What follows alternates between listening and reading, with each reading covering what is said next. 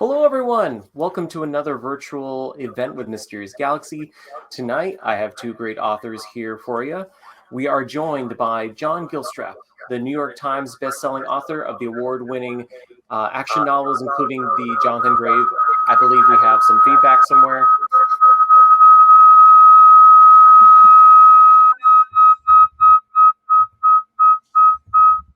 That's me. Is it you? Okay, I'm going to test again. Okay, I'm going to test again. I think it was actually Eric, because I just muted Eric's mic, so he was getting feedback from his speakers. And I don't know why it wasn't doing that in the green room, but it was doing it now. Eric, just in case, do you have maybe headphones? Let's see. Testing. One, two, Anyway, three. We'll work this out. Hello, everyone. Sorry about that. Yes, as I was saying, we have John Gilstrap, the New York Times bestselling author of award-winning action novels, including the Jonathan Grave Thrillers and the Victoria Emerson Thrillers. Joined in conversation is Eric P. Bishop. But tonight, we are here for John's latest novel, Bluefire. And look at that cover. That Bluefire. It's his second book in the Victoria Emerson Thriller series. If you buy a copy with Mysterious Galaxy, if you haven't already, you do get a signed book plate from John. We'll be getting them shortly. And if you hit the button below, it'll take you to our website where you can get a copy if you haven't already. All right, I'm going to test again and see how things are. Oh, I can't toggle mic. We may not have a mic.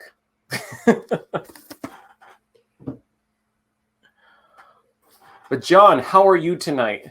I am very well, thank you. This is just one of the things sometimes we have to deal with online events, right? In the midst of technical difficulties, as they say. Yes.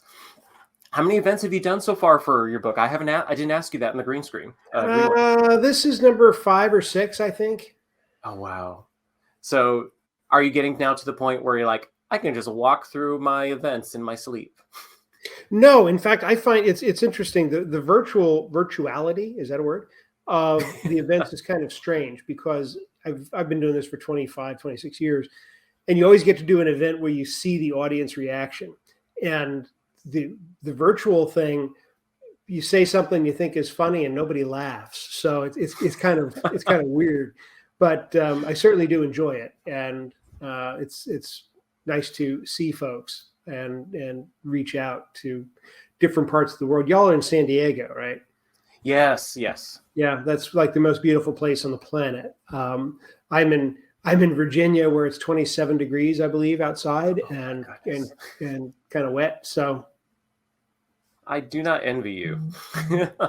well, I kind of like the 4 seasons, to be honest with you. But there are times in the middle of summer. That's when I envy you guys. The cool, breezy summers are what I envy most. What part of Virginia? Right now I'm in Northern Virginia, but as of a week from now, I'll be in West Virginia. We're building our dream house. This is the penultimate broadcast. That's what we're doing from this sort of interstitial apartment where we're marking time. We sold our other house in July, thinking the new house was going to be done much sooner than it actually was.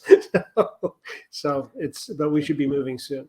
That is definitely the opposite of what you would typically think of building a house. For building a house, you're like, oh no, it's delayed. Like it's not a build, it's a remodel. But my aunt, especially because of the pandemic, her remodel is 3 years overdue. Still going. Well, we're going to move in, and it'll be our garage doors have been on order for over a year and not yet in. Supply chain stuff is kind of interesting, but it's it's better than living in the 1,200 square foot apartment. Totally. So while we wait for Eric to get back into the stream, why don't you tell us a little bit about Bluefire? Well, Bluefire is the second book in the Victoria Emerson series, which is entirely different than anything I've written before. The series imagines the aftermath of a nuclear attack, a nuclear war that lasted about 8 hours and killed We don't really know because it's all told from her point of view, but certainly hundreds of millions, if not billions of people. But hundreds of millions and billions of people continue to live. And it really focuses on not so, it sounds so dark because it's the nuclear holocaust, right? But it's really not so much about the death and destruction as it is the rebuilding and the survival and trying to put society back together. Victoria Emerson is the elected representative of a district in West Virginia, and she was offered a spot in the U.S. government relocation center, a bunker in the mountains of West Virginia, which is a real thing. There was a real thing until the Washington Post reported the story in 1994. But it's a place for the continuation of government, so that if something bad happens, the elected officials continue to survive and thrive and run things. But she's a single mom, and when she finds out she can't bring her kids with her, she quits on the spot and says, I'm not going to let my kids fry out in whatever happens, and then I'm going to be in air-conditioned comfort. And as it turns out, she does, in fact, survive. And she becomes the de facto leader of this survival group in a fictional town called Ortho, West Virginia. And she is the leader. She didn't want to be. That's not her thing. She was a member of Congress to change things. And she was not a happy member of Congress while she was there. And now that she has the opportunity not to do it, she's something of a prepper, has always been, as are her kids. And she brings order to chaos. And the way I imagined her at the beginning of the series, I was in the fire and rescue service for many years, for 15 years. And it occurred to me that there are people who are natural leaders. It's not about the rank insignia that's on their collars. There are senior people who just are not very competent leaders. And there are junior people that everybody follows. And it's an X factor that I don't really understand, but it's very real. And that's who Victoria is. She's an outsider to this community. And because she's an outsider, her well, as it were, is not poisoned. She doesn't know who these players are. And when there are conflicts, she just she listens and then reacts in what she considers to be a fair way. And the good people of Ortho have decided to follow her. And of course, in the aftermath of that kind of disaster, if we think back, it's not that far, 2 years, and we think of people being shot over toilet paper in the early days of the pandemic.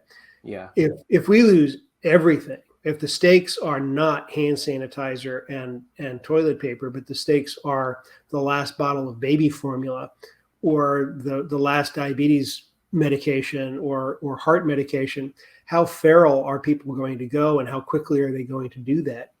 And how do you build a society out of that? And that's what Victoria is able to do. And this is, again, the second book propels. The first book was sort of the establishing shot, as it were, of what created this disaster. And this is the outgrowth of how do you make a society where there's no power, there's no infrastructure, there's no running water, there's none of the modern conveniences, and everybody is terrified. Everybody is hungry. How do you make a society out of that? And Victoria leads them the right way. Wow.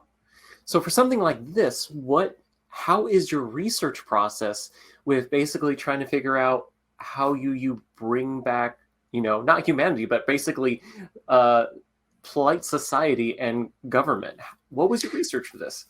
Well, it's not so much polite society as it is effective society. That's a good point. And the research really, okay, full confession, I am kind of a prepper. Okay. No foil hat going on or anything like that, but it's I have a lot of stuff in my freezer, and if the freezer breaks down, I have a lot of canned goods, and I have an analog manual can opener if that's what I need to use to get the stuff out of the can. And I know how to turn Bambi into food. So so a lot of that was sort of baked into the cake when I started. But on the societal stuff, it's just a matter of kind of sitting back and imagining, what do I do if, I mean, this is in Crimson Phoenix, in the first book in the series. Our heroes wander up on the aftermath of an auto accident where somebody is really severely injured and they're trapped in the vehicle. Well, in ordinary times, you call the ambulance and they cut them out and they take them to the trauma center, and we hope for the best. Well, none of that's going to happen. So what do? You let them bleed to death and suffer, or do you shoot them? And the hard decisions that have to be made in the absence of polite society are legion. If I have my food, I have my family's food, and I have an abundance of it, and there's hungry people that don't have that food, it's a zero sum. So do you share and roll the dice that we're going to have less, knowing that this is not just an exercise in politeness, this is an exercise in the future, or do you let the other people walk away and suffer? Now, what are the other people going to do as a response to being ignored, to their plight being ignored? So the research process was really more of getting into this rather dark space. And I started this series in the height of COVID. So we were sort of living a disaster while I was writing about a disaster. That was a little weird, to be honest with you, a little discomforting. But most of the research was having a great pretend and imagining, well, what would I do? What would other people do? And what happens to those who are not willing to make the hard choices? And that's in Ortho, West Virginia, where Victoria, again, the fictional town, people who wander in, because they do find a way to have infrastructure. It's all made up on the fly, and it's all again, zero sum. There's only a finite number of things. So newcomers who come in, the initial idea is to reject them and say, no, we don't want those here. But Victoria decides, no, that's not the way to do it. You make people earn their way. So new people who come in get a week's worth of sustenance. They get food and they get shelter and the very basics. And then after that, they have to join one of the committees. It can be the clothing committee, the construction committee, the security committee, whatever it is that is built up to help society protect itself and self-perpetuate. And now we have to develop a currency system. It's been a lot of fun to write, and I'm very pleased to say the reviews of the books have been very good out of the gate. Oh, excellent. And so you come also, part of your research that you mentioned you already are a prepper. Did you start being a prepper during the pandemic, or was this something that you already planned and then just pandemic happened, like, I'm prepared? I have always been a be prepared guy. And Excellent. Again, I think it goes back to the fire service stuff, where I have witnessed how quickly good times can become bad times. I mean, without any warning at all. So I've always been the guy. I don't go into a restaurant without knowing where two exits are. If I check into a hotel, I know it sounds paranoid, but it's not paranoid if you need it. I will count the number of doors between my room and the exit, because there's zero visibility in a structure fire. So I'm that guy. And it's silly to have a freezer that just has the steam in place, vegetable bags. Why not have a slab of protein that will keep you going for a while? So that's my level of prepper. I don't have underground bunkers. I don't have, I don't have a place in Boise that where we'll escape and shoot everybody who approaches. At least not one that you're admitting. So where did the idea for the Victoria Emerson series begin? Was it something that you already were working on before everything with the last couple of years? Tell us about that. Well, it's funny. It's one of the few storylines that actually occurred fully formed in my head. It was really kind of strange. My wife and I were visiting. There's a gorgeous hotel in White Sulphur Springs, West Virginia, called the Greenbrier. It's old school, old money on, gajillion acres, and it's really, really pretty. You got to wear a jacket and tie to go to dinner. It's that kind of place. Oh. And while we were there, I learned that it was the site of the government relocation center. The Eisenhower administration started building this underground bunker, and you can get tours of the bunker. And I really recommend both the hotel and the tour. If it's not the easiest place to get to, but it's well worth the time and effort to get there. And as I was touring and I was talking to the folks, I learned that at the time when it was active, it's for the 535 members of the House and Senate plus one staff member. That's 1,100 people, and no family. And it occurred to me, well, I wouldn't do that. Who can leave their family to fry and you go into this protected situation? So then the gears started running, and I realized there's a lot of allegory and metaphor and good storytelling to be done out of this. I mean, here you have the individuals of the federal government, the elected officials of the federal government are protecting themselves while their constituents are potentially frying. And they have all of the best, this is the real part of this, they have all of the best communication equipment that money can buy. I mean, it's the best of the best of the best. Who's going to hear it? Who are they going to talk to? All the military bases, I know this from my defense industry days, all the military bases are targeted and gone. And the individuals who are trying to survive the electromagnetic pulse has done away with their ability to use radios or televisions or anything else. So what are they going to do? They can allocate funds to keep society going, but pieces of paper with presidents' faces on it don't suddenly have no value. There are no markets. There are no, the underpinnings of society that all exist because we agree they do. We all get together silently and say that a bill with a 5 on it is 5 times more valuable than a bill with a 1 on it. And we just say, okay, and we agree to that. Well, okay, now nothing has any value. How do you buy stuff? How do you get the medicine that you need? Who do you get the medicine from? It's got to be something other than pointing a gun in somebody's face and say, give me yours. So it's been a fascinating process. I will tell you a little bit of an obsessive process as I run through the what ifs. So it was less research than it was imagining. So even though this book has a very dark premise and story leading up to it, would you say one of the themes that you write into it is kind of a story of hope? I think it is.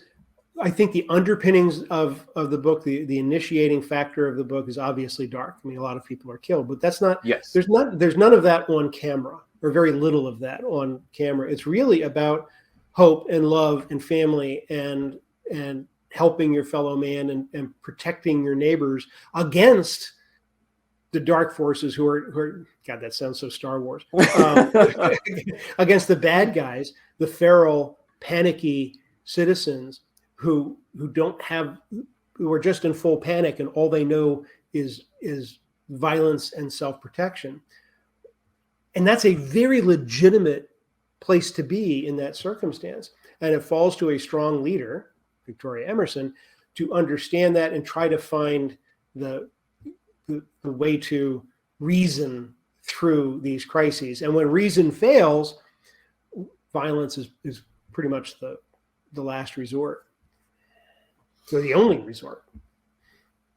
Now, during some of the research that you did have to do for the book, was there any interesting factoid that you found out, like you mentioned with some of the bunker stuff, that you didn't know before, that you wanted to work into the novel, but just you couldn't figure a way to fit in there, but you were just like, oh, this was just a fascinating thing? Well, having come up, it's been a number of years before I was a writer. Well, I was actually writing before I was published. I was in the defense industry, and in kind of that sleeve, even at the time, I called it the mass murder business, but with a smile and a wink. There's a lot of stuff that is really scary and really dark, and actually makes a lot. The reality of nuclear war makes the fiction of my series kind of on a teetering level, because the destruction is really very thorough, and I imagine a less thorough destruction of things. But I didn't want to put any of that in there. I don't. Other people have done the melted people and the radiation disease and radiation sickness and all that. I didn't want to do that. I wanted to do a story about real people that we would recognize from the 21st century who were knocked back to the 17th century and having to figure out how to make things work. You know, you have all this. There are no modern vehicles don't work because they have computers in them, and the EMP, electromagnetic pulses, knock that out. But there are old vehicles that will work. You just have to get gas to them, and the gas is all in underground storage tanks. All you need is electricity to get the stuff out of the tanks. Well, you can't do that. So what is the tech? Who understands the technology these days to create an old-fashioned one-arm well pump that will, bring liquid up out of the ground? Some people do, and I imagine within the series, there's a guy who owns a wood mill that is actually based on one that my grandfather had. That had his was electric powered, but he had the old steam engine in the back that he didn't use anymore, that ran off all these big pulleys and wheels and stuff. It was a fascinating place to watch. It's a great way to lose an arm if you're not paying attention to what you're doing. So I imagine that here in Ortho, West Virginia, there's a guy that has the ancient wood mill. So they're able to build something. They just have to depend on the blacksmith to Hi, Eric. The infrastructure. Hi, Eric. Am I finally here? So we can hear you. I'm guessing in your upper part of your screen, do you see anything that says settings for maybe your camera? Because we definitely can't see you. Yeah, I rebooted the computer. I did everything, which is so weird. It worked in the green room. You guys have got a good conversation going. Let's just let John keep talking, and I'll ask some questions. I've got questions ready, but I don't want to mess with. I don't want to. I don't want to mess with it. So how about this? I will disappear, but I'll still be here, and you'll be the disembodied question voice. The voice of God. I wouldn't go that far. Please don't. Omnipotent, omniscient voice, disembodied voice. All right. And I will. So you have plenty of questions, sir. Sir, take it away. I'm going to disappear now. But that was wonderful. Thank you so much. Well, John, it's good to see you, and it's maybe good you can't see me. So you actually, I think when I came in and out, I was listening the whole time. So I think you got a lot of my initial questions taken care of. Definitely explaining the book. I believe you mentioned. Going up to the Green. Did you mention where you actually? Yeah, going to the Greenbrier and seeing the original place. Yeah. Okay. So one of the questions I had for you was, and I'm assuming this was not your choice, but it might have been, was the book coming out on 2/22/22. Kind of one of those memorable dates out there. Was that the publisher or was that you? It's the publisher. It's the last. Kensington publishes on the last Tuesday of the month. So Here we are. And you happen to get the monumental. Exactly. It's date. I guess there's no month with 66 days, but that would be kind of creepy, wouldn't it? Especially considering what you wrote about. That would definitely be definitely interesting. One of the things I had for you, one of the questions I had for you is, and I know you touched on it a little bit, I believe, before I was able to actually be heard. You have a background as a firefighter, as an EMT, and especially as a safety engineer. You focused on explosives and hazardous material. Two things that, given the nature of these stories between Crimson Phoenix and also Bluefire, you have something very hazardous happening, which is a nuclear explosion that destroys a lot of things. How much of that background you had in those careers, is it something that you thought of down the line, boy, I'd like to do a story where, you know, your preparedness, you're obviously someone that's prepared for things, and you've working in a safety type of inspector. Two things that really come in handy writing a story about what happens when literally the world as we know it comes to an end. Did that factor in, you think, your background as you went to write this story? Well, I think, for all of my writing career, I never realized that I was actually training to be a thriller writer when I was doing all these things: firefighting, hazardous waste, hazardous materials, all that stuff. And I will throw in that my last big boy job, as I call it, was for a trade association for the recycling industry. And I was the United States representative to the International Atomic Energy Agency for radioactive scrap metal and the transportation of that.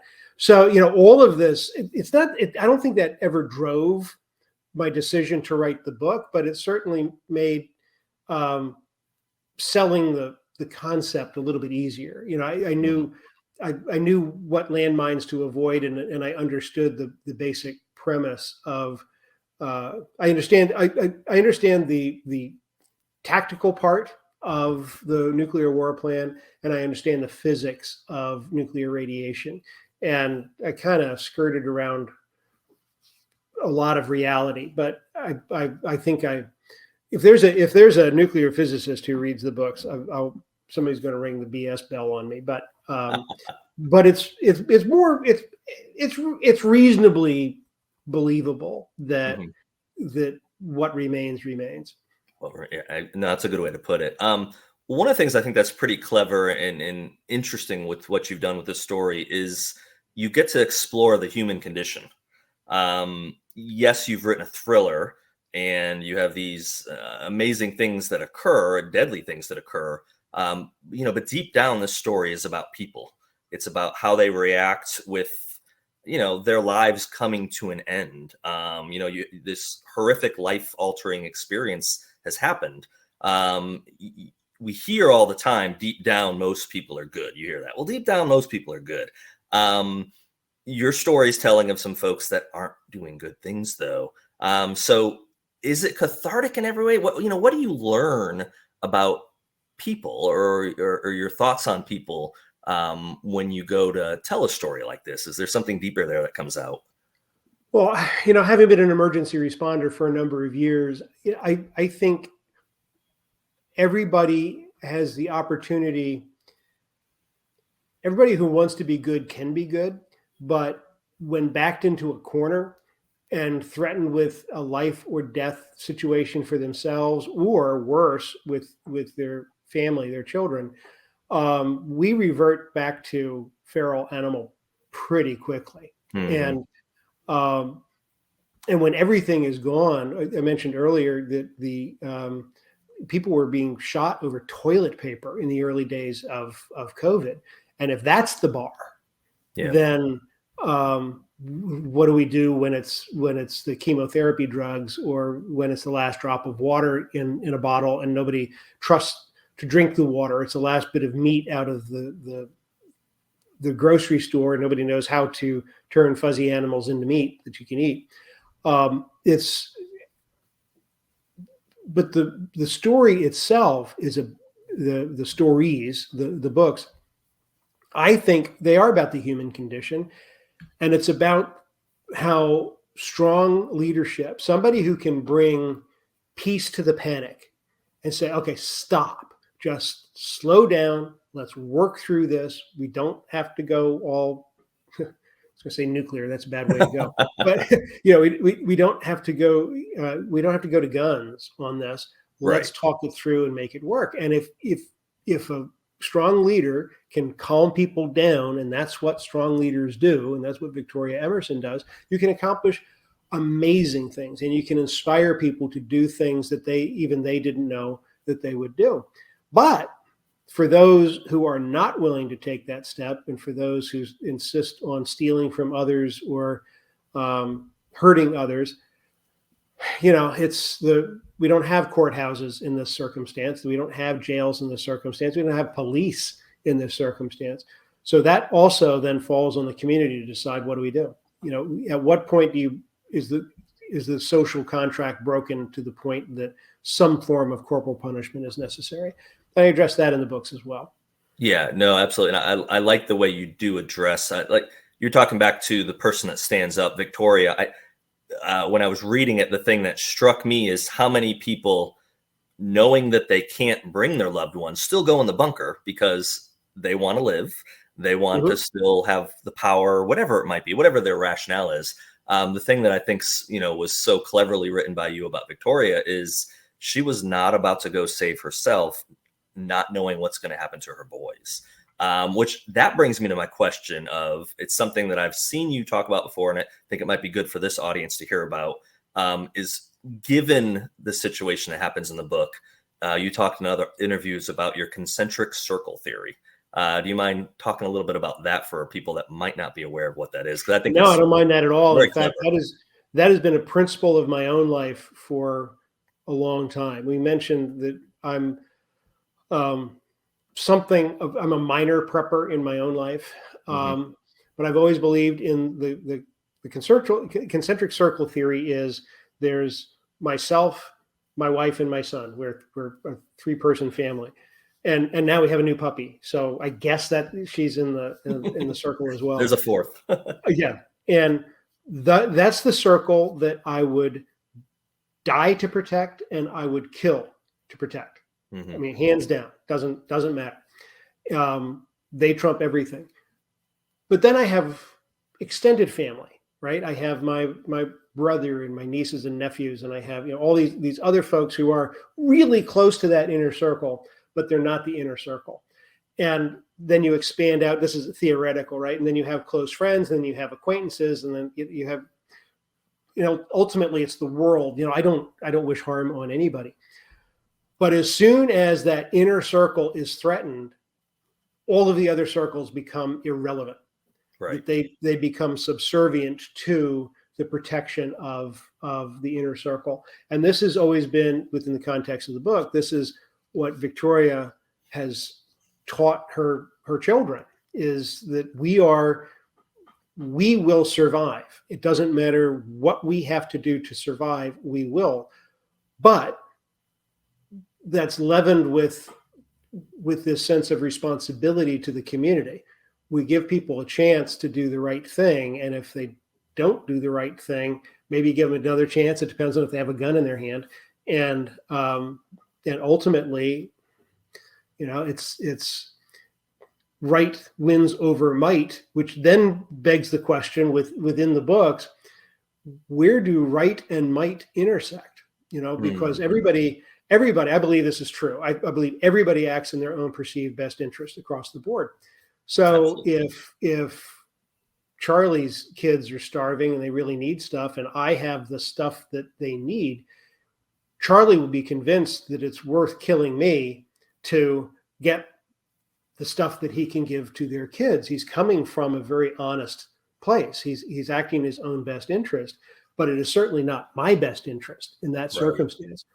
And that's what these mega disasters bring, is everybody is trying to protect themselves. And if you take away the fabric of society, which is really just a social agreement, we decide that the guy that wears a badge is able to break up a fight, and he has the authority to do that. Well, okay, suppose that it doesn't exist anymore. Now what?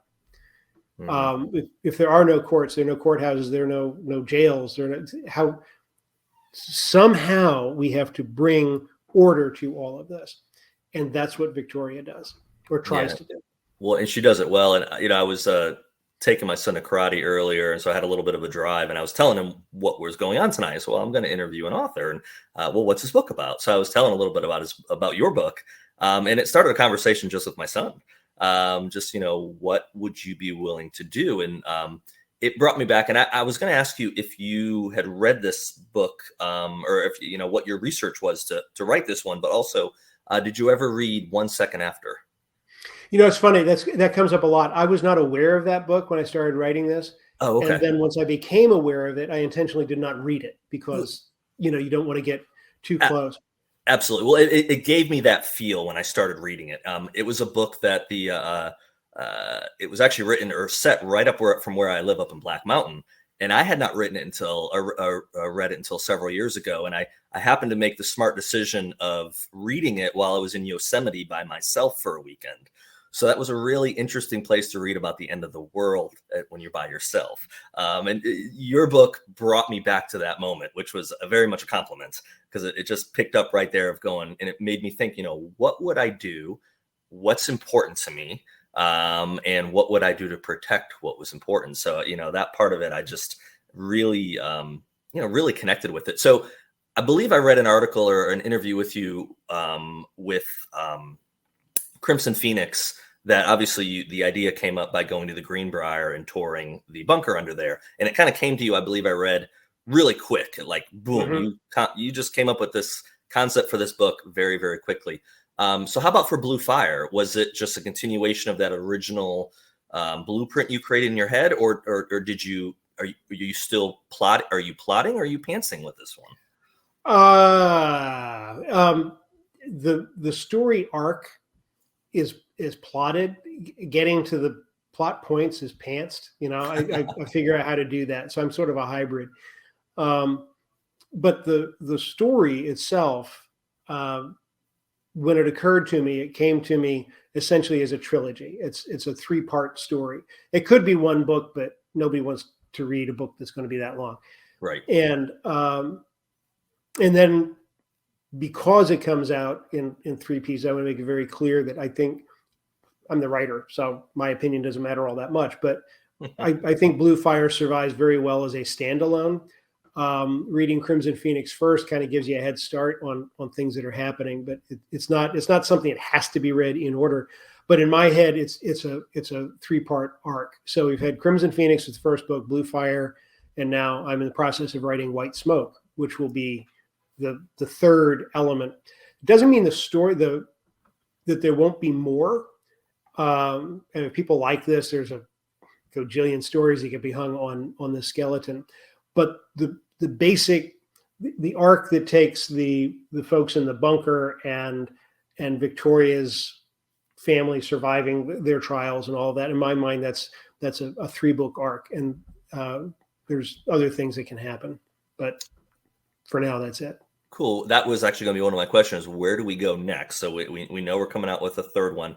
And the part of that I wanted to ask at the same time was last year the first time you did 2 book releases in the same year, or have you been doing that for a little while? That I wasn't. No, that was the first time. And okay. It's not going to happen again.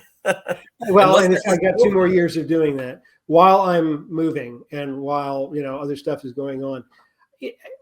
Creativity, I've always looked at it as a flow.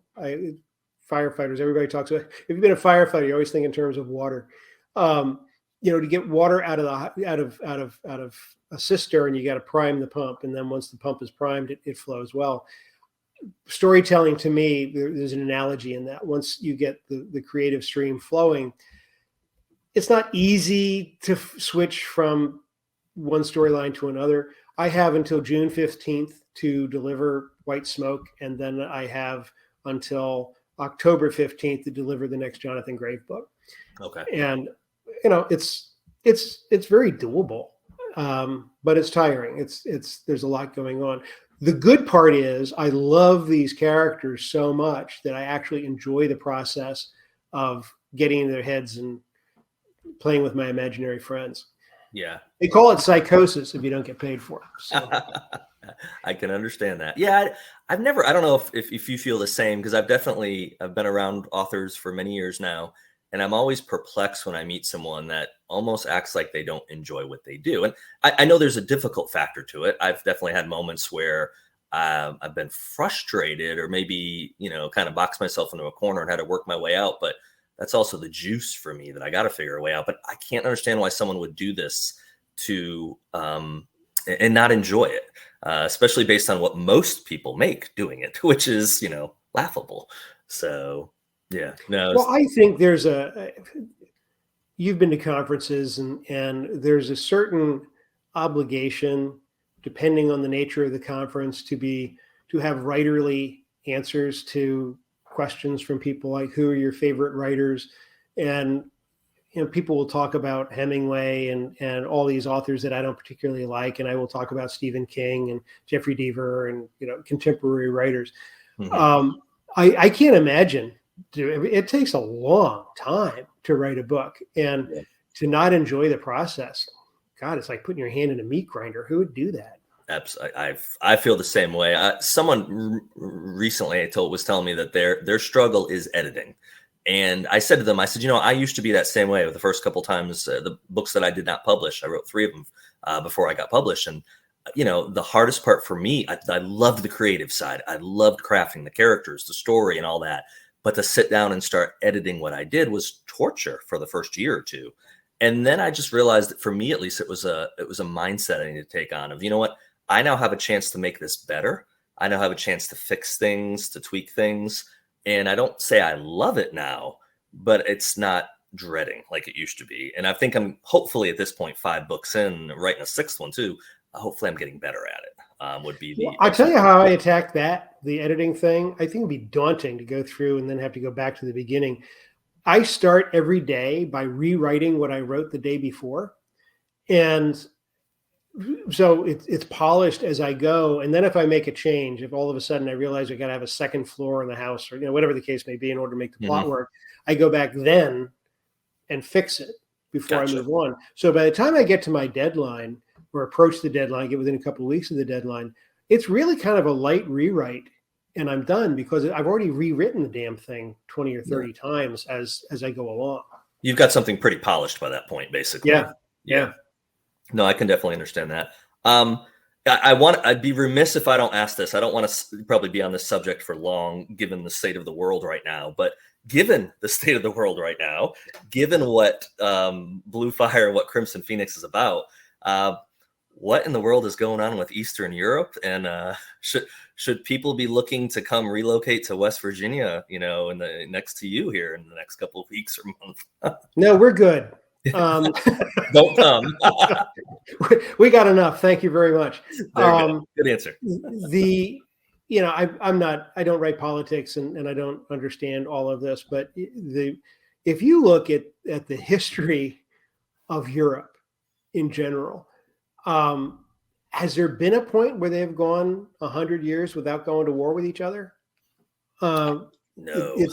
It's the nature of, and I don't talk geopolitics, but Putin's people are going to do what they're going to do. I think we as people, as individuals, we have to be ever vigilant and always ready for bad things to happen. As a nation, again, that's not my bailiwick, but somebody's got to show leadership and get people, listen to people and try to resolve differences. That's what leadership is. And I think in my own case, this came up in an interview I did for this book yesterday, the day before. The question or the comment was, you don't seem to like politicians very much. And I don't. I mean, it cuts both ways. I'm not partisan in my distaste for politicians. I used to think they were statesmen, and there was a time that they were, but now everybody's kind of talking past each other and calling names at each other, and nobody's listening to what the other person wants to say. And here we are, and it's going to be what it is. Do I think we're going to go to a thermonuclear war over Ukraine? I hope not. I agree. But wars start over silly things. World War I is kind of the poster child for millions, tens of millions of people killed over really silly stuff. People not, the leaders getting their knickers in a wad and refusing to back down. And, we know what happened there.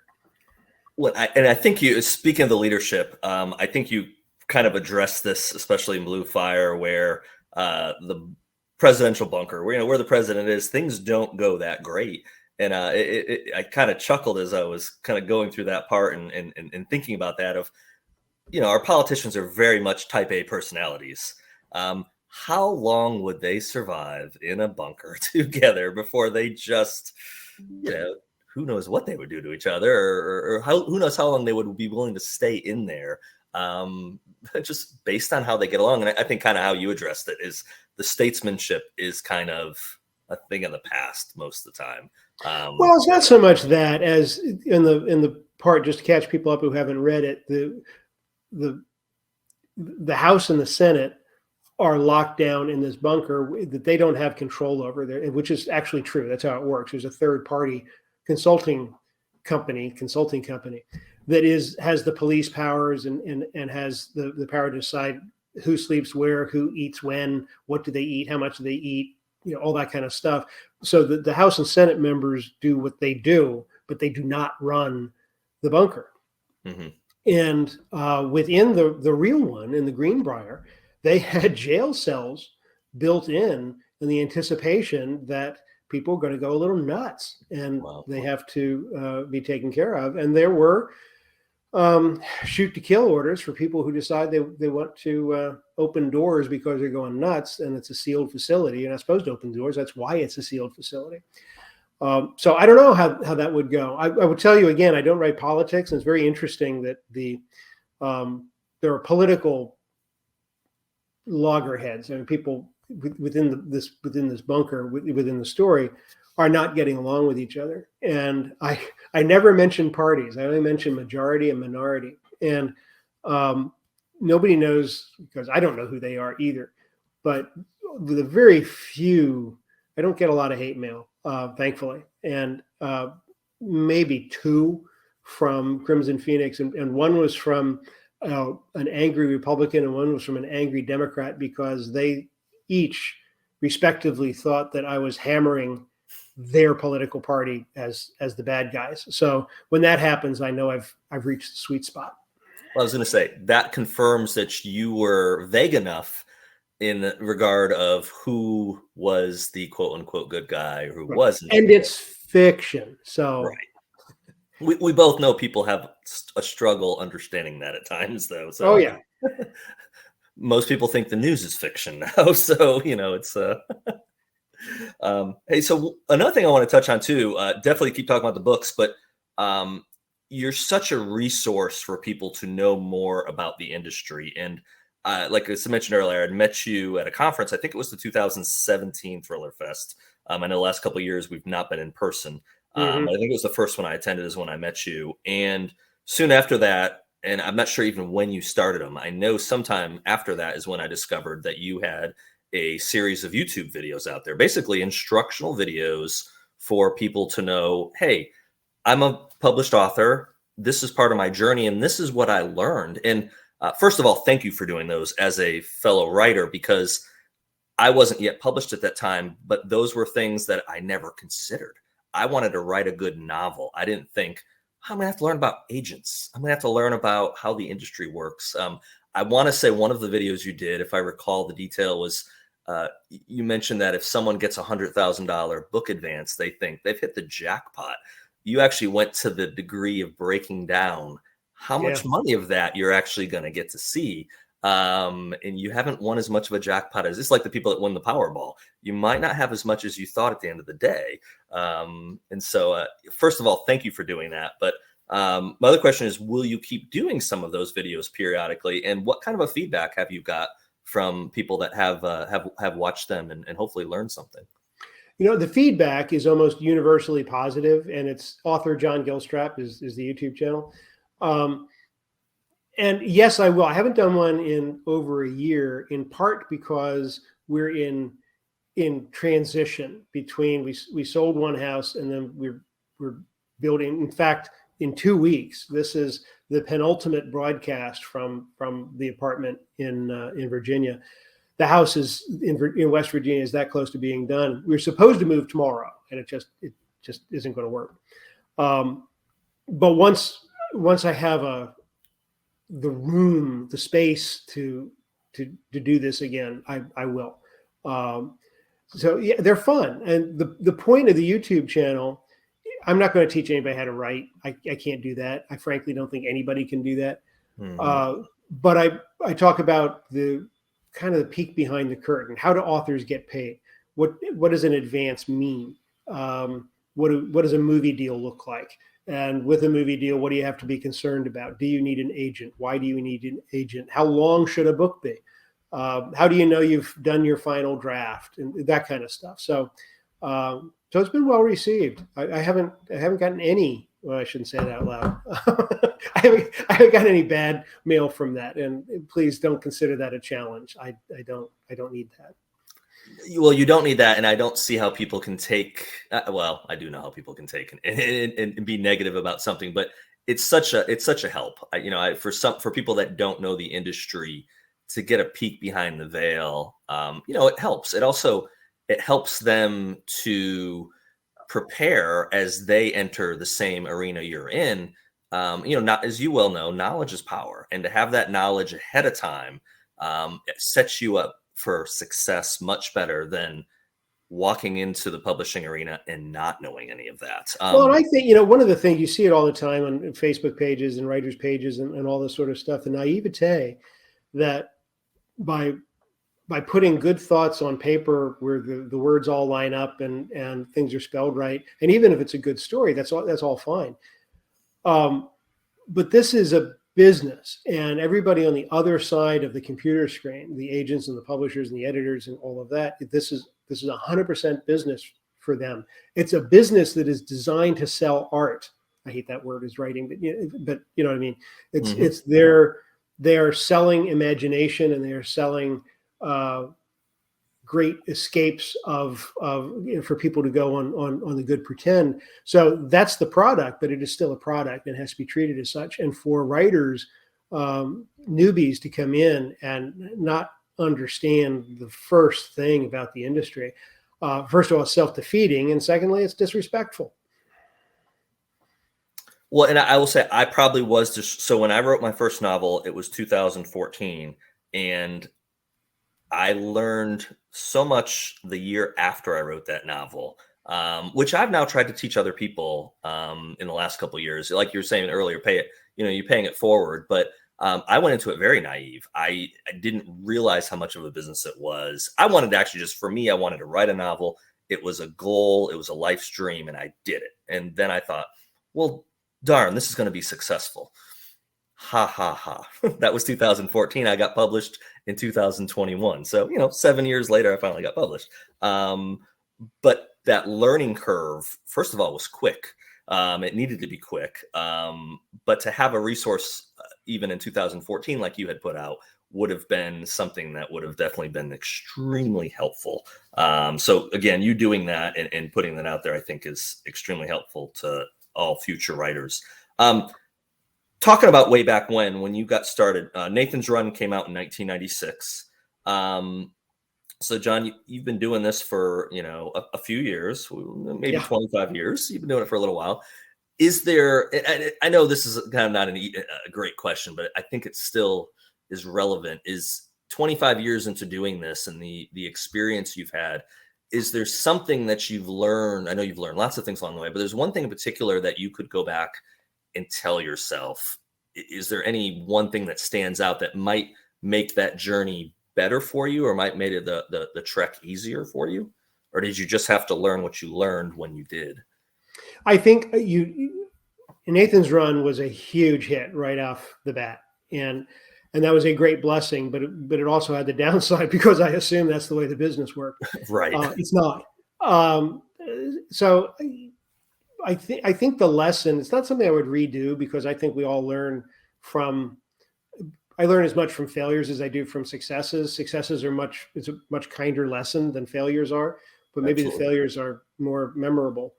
And the idea is, in any creative endeavor, any athletic endeavor, any dream endeavor, anybody said that as a child, they say, I really dream of doing this in my future. There are a gajillion reasons to quit, and there are a gajillion people who will say that you'll never succeed, and there are people who will say, if after you have a hit, and if the next book doesn't do so well, they say, okay, well, that guy's done, and all that. It ain't over until the writer decides to surrender. Mm-hmm. The fight is on until you don't get up, and I I put this when I do presentations. I say that failure cannot be inflicted on someone. It has to be declared by the individual. You can think I'm done, and until I say I'm done, I'm still in the fight. And I think it, particularly with rejection and all the stuff that goes into any creative endeavor, how much do you want it? If you really want it, you'll stick with it. If you don't really want it, you should quit. And there's no shame in quitting, but you don't blame anybody else for doing it. Yeah, 100% spot on. I attribute it to Brad Thor. I've talked about this in some of the interviews I've done with my book tour this year. And it's one of those pieces of advice that I heard. Again, Brad might have got it from someone else, but I was Brad Thor a writer? But well, for writers, there's so many people that will, what's the difference? How do you make it? How do you not? And the saying was basically the only difference between a published writer and an unpublished writer is the published writer never quit. And that's the one thing that I've tried to, I've had a lot of people have asked me how I got to that point. And I said, well, I followed that one rule. That, and actually we talked earlier off camera about Brad Meltzer. I was fortunate to meet Brad, and the time I met him, his saying basically was, don't let anyone, it was what he learned through the process. And it was, don't let anyone tell you no, which circles right back to what you're saying. The only way you fail in this business is if you allow yourself to give up. Yeah. That's failure, is allowing yourself to give up. And maybe you just don't want to write anymore. Maybe you don't want to do this anymore. And there's nothing wrong with that. But don't stop before you've gotten to the point of. Oh, and sometimes you accept the fact that maybe this book is not ready for prime time. My first book was my fourth book. And I knew that the first three just sucked. And I never tried to do anything with them. But they were all learning experiences. So, if in fact this project, whatever this project is, isn't quite ready for prime time, okay, at least you finished it, you've learned a lesson, and go start another one. Or don't. If you don't, you don't. But this is a business of longevity. I've got 26 books. I get lost between the ones that are finished but not yet published and all that, but I think it's 26. Right. And that's 26 empty page one, chapter one, blinking cursors that I have conquered. And I'm very proud of that. But it never gets easier, folks. It really doesn't. It really doesn't get easier. It just gets, I worry less. Well, there you go. Yeah. Well, it's funny you say 4 too, because that was me. Like I said, I finished that first one in 14.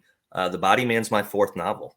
Don Bentley, who I know, Don Bentley was 4 novels before he got his first novel, published. So I think the longevity is absolutely what people need to know when they get into this. You might get that lightning in a bottle. First book out gets you, even if it's not a big deal, first book out gets you a deal. That's possible.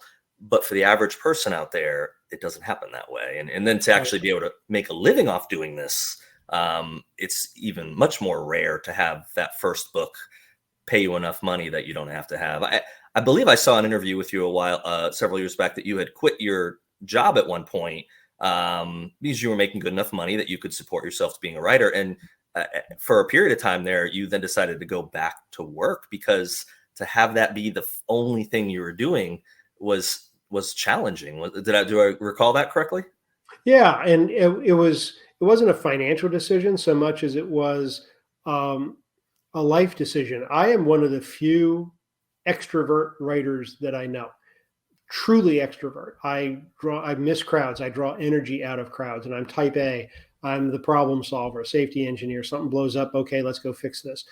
And writing is kind of a slow motion thing. It's delightful, but at that particular point in time, I forget what the age was.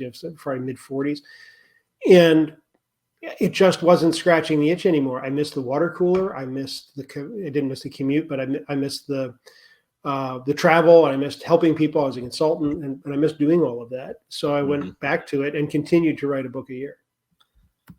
Before we open up to there we go. I was going to say probably try to open up the questions. My final question actually was going to be, and I don't like to delve into COVID very much, but did COVID change your writing practices at all, or did it have any effect with you when it came to maybe COVID did allow you to write 2 books a year since you're doing that? I don't know if that was COVID or not, but no, I live in a part of the world where COVID didn't have a huge impact on, after the first 3 months where everybody was scared and locked down and all that. But I live in an area where things opened up pretty fast, Okay. and life returned to as normal as I would allow it to be. And in my case, I allowed it to be as close to normal as I could. I was allowed. So no, I didn't do that. Yeah, I used to fight fires, for God's sake. I'm not going it just never bothered me. In fact, it's weird, as a sideline on COVID, we did everything right. We got the double vax, we did all of that, and then around Christmas time, my whole family got hit. I got hit really hard with COVID. And my wife was in the hospital for 8 days with COVID. Wow. So it's kind of, life is capricious. That it is. Sorry to leave it on a negative note, but no, we can leave it on positive. Like, go buy a really good book called Bluefire. There we go. Absolutely. Thank you, Eric, for all those wonderful questions. I'm sorry it took so long to finally get you back on screen, at least your voice. No problem. We had a lot of wonderful questions that we're out of time now. Thank you, John. Thank you for the opportunity. Thank you. Thank you, everyone who are tuning in right now or who maybe missed, and we'll see this eventually in the future through rewatches. You can definitely get your own copy of Bluefire with Mysterious Galaxy while supplies last. You can get a signed book plate graciously being offered by John Gilstrap for any purchase of the book or any of his back stock of books as well. Thank you, John, for doing this. We really appreciate it. It's been a lot of fun. Thank you. Thank you. I hope to see you all next time for another virtual event with Mysterious Galaxy. Have a good one. Bye, everyone.